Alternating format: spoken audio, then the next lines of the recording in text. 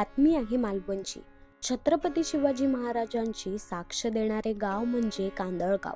शिवजयंती निमित्ताने कांदळगावचे ग्रामस्थ, ग्रामपंचायत कर्मचारी तसेच मराठी आणि माध्यमिक शाळा यांच्या मार्फत श्रीदेव रामेश्वर मंदिर येथे छत्रपती शिवाजी महाराज यांची 395वी शिवजयंती मोठ्या उत्साहात साजरी करण्यात आली।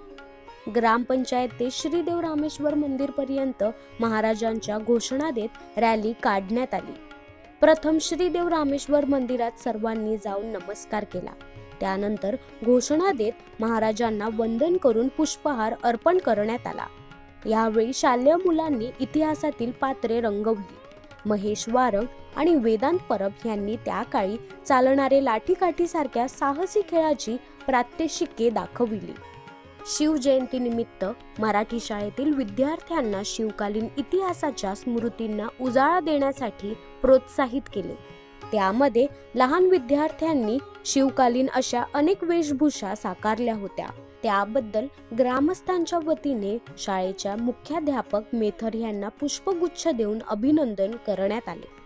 या संपूर्ण कार्यक्रमासाठी मराठी आणि माध्यमिक शाळेचे शिक्षक, विद्यार्थी आणि कर्मचारी तसेच कांदळगाव ग्रामपंचायत सरपंच, उपसरपंच, ग्रामसेवक, ग्रामपंचायत सदस्य, श्रीदेव रामेश्वर देवस्थान ट्रस्टचे पदाधिकारी, कांदळगाव आशा स्वयंसेविका आणि कांदळगाव ग्रामस्थ मोठ्या संख्येने उपस्थित होते।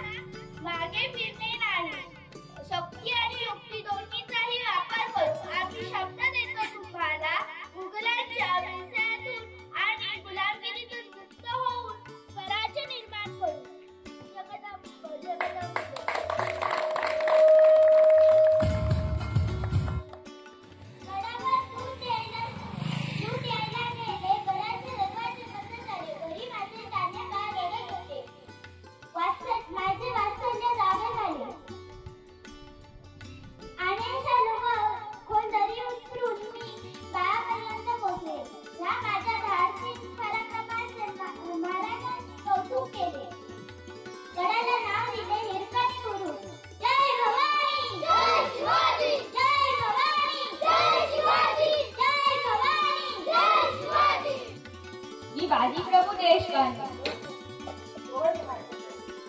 स्वराज्याचा एक शूर योद्धा. घोडखिंडीत लढताना मी एक अतुल्य कामगिरी केली. महाराज विराटगडापर्यंत पोहोचेपर्यंत मी पावनखिंडीत शिवसैन्याला रोखून ठेवले. घोडखिंड ही पावनखिंड म्हणून प्रसिद्ध आहे. जय भवानी, जय शिवाजी, जय भवानी, जय शिवाजी, जय भवानी, जय शिवाजी. मी तानाजी मालुसरे. मी शिवरायांचा जिवलग मित्र. माझा मुलगा राय याच्या लग्नाचं निमंत्रण देण्यासाठी मी शिवरायांकडे गेलो. तेव्हा मला कळले की कोंढाणा गड सर करायचंय. तेव्हाच ठरवले